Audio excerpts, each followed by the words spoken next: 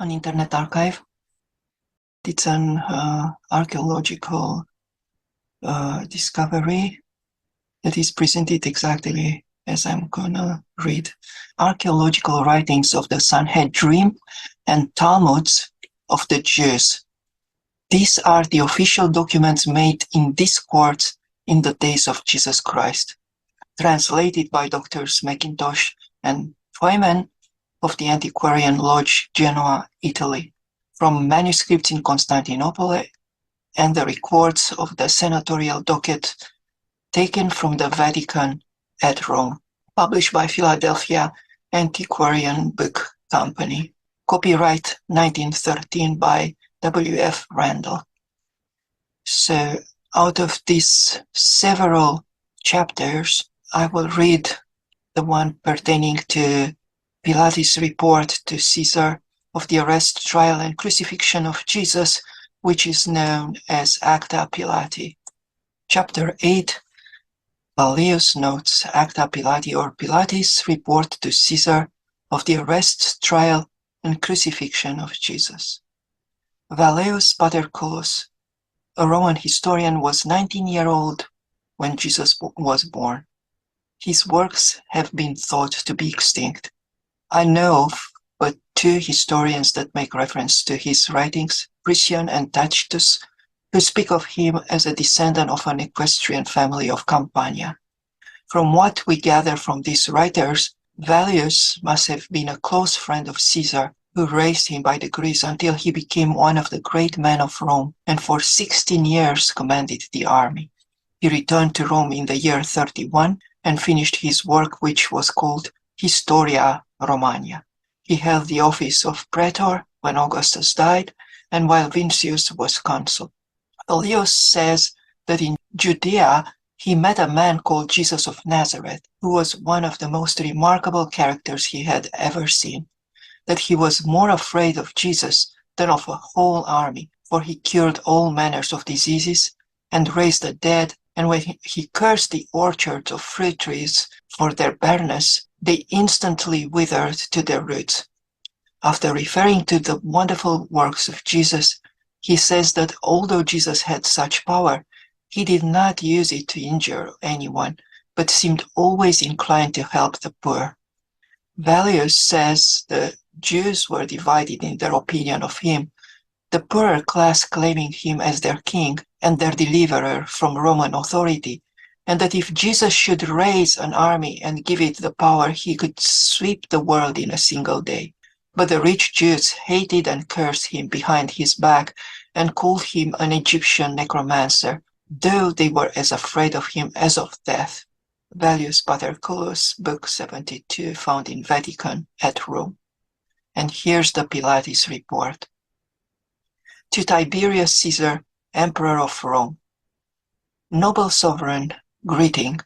The events of the last few days in my province have been of such a character that I will give the details in full as they occurred, as I should not be surprised if, in the course of time, they may change the destiny of our nation, for it seems of late that all the gods have ceased to be propitious.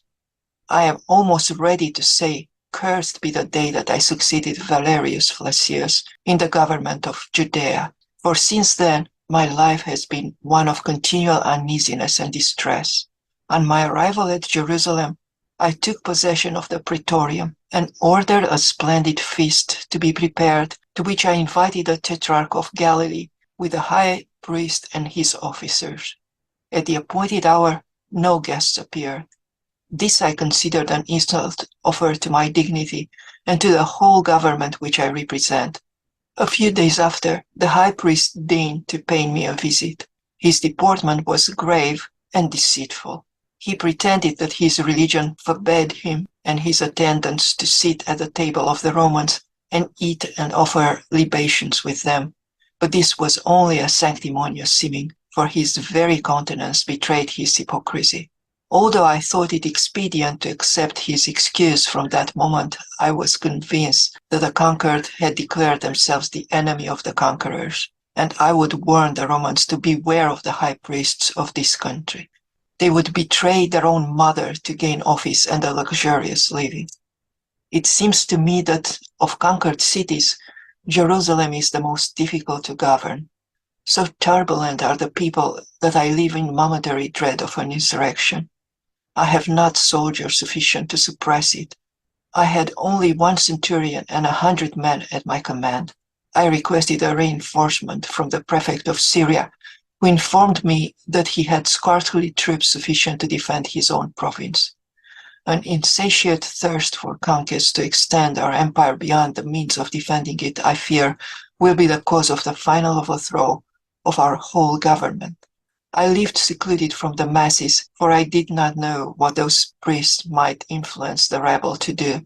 Yet I endeavored to ascertain, as far as I could, the mind and standing of the people. Among the various rumors that came to my ears, there was one in particular that attracted my attention. A young man, it was said, had appeared in Galilee, preaching with a noble unction a new law in the name of the God that had sent him. At first, I was apprehensive that his design was to stir up the people against the Romans, but my fears were soon dispelled. Jesus of Nazareth spoke rather as friend of the Romans than of the Jews. One day, in passing by the place of Siloam, where there was a great concourse of people, I observed in the midst of the group a young man who was leaning against a tree, calmly addressing the multitude. I was told it was Jesus. This I could easily have suspected, so great was the difference between him and those listening to him. His golden-colored hair and beard gave his appearance a celestial aspect. He appeared to be about 30 years of age. Never have I seen a sweeter or more serene countenance. What a contrast between him and his hearers, with their black beards and tawny complexions.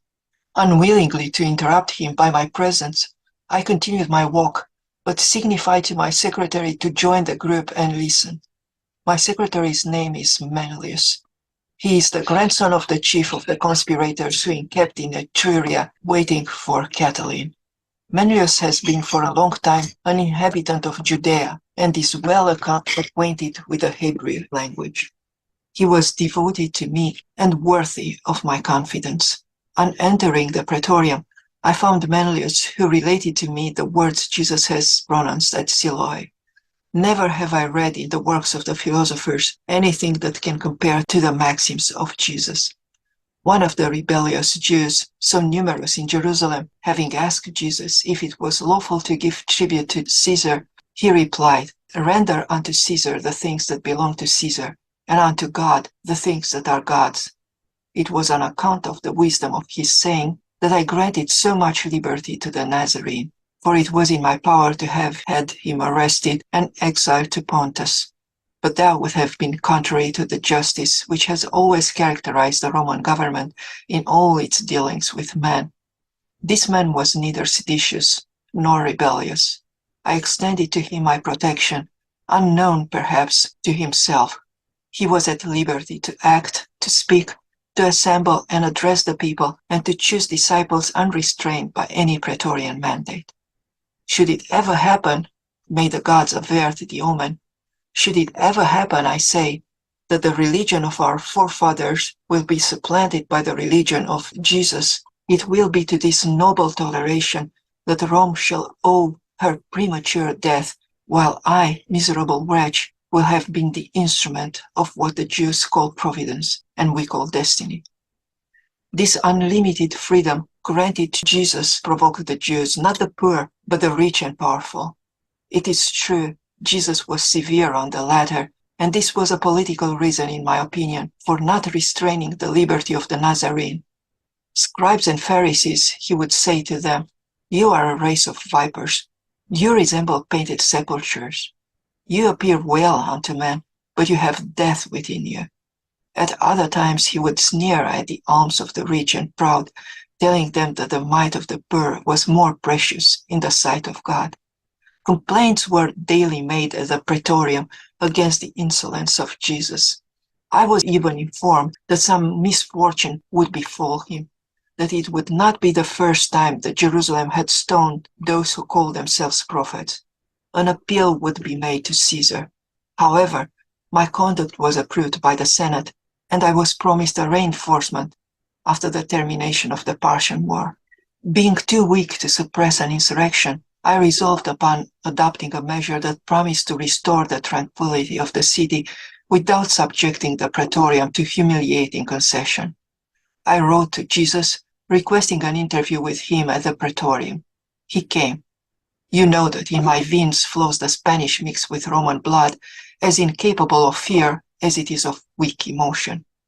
When the Nazarene made his appearance, I was walking in my basilic, and my feet seemed fastened with an iron hand to the marble pavement, and I trembled in every limb as does a guilty culprit, though the Nazarene was as calm as innocence itself.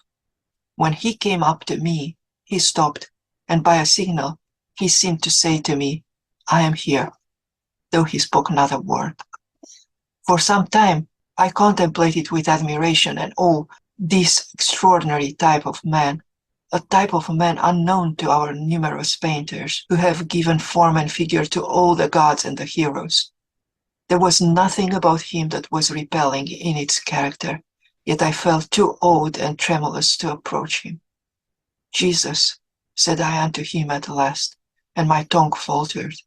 Jesus of Nazareth, for the last 3 years I have granted you ample freedom of speech, nor do I regret it. Your words are those of a sage. I know not whether you have read Socrates or Plato, but this I know, there is in your discourses a majestic simplicity that elevates you far above those philosophers. The emperor is informed of it, and I, his humble representative in this country, am glad of having allowed you that liberty of which you are so worthy. However, I must not conceal from you that your discourses have raised up against you powerful and inveterate enemies. Nor is this surprising. Socrates had his enemies, and he fell a victim to their hatred. Yours are doubly incensed against you on account of your discourses being so severe upon their conduct, against me on account of the liberty I have afforded you. They even accuse me of being indirectly leagued with you for the purpose of depriving the Hebrews of the little civil power which Rome has left them.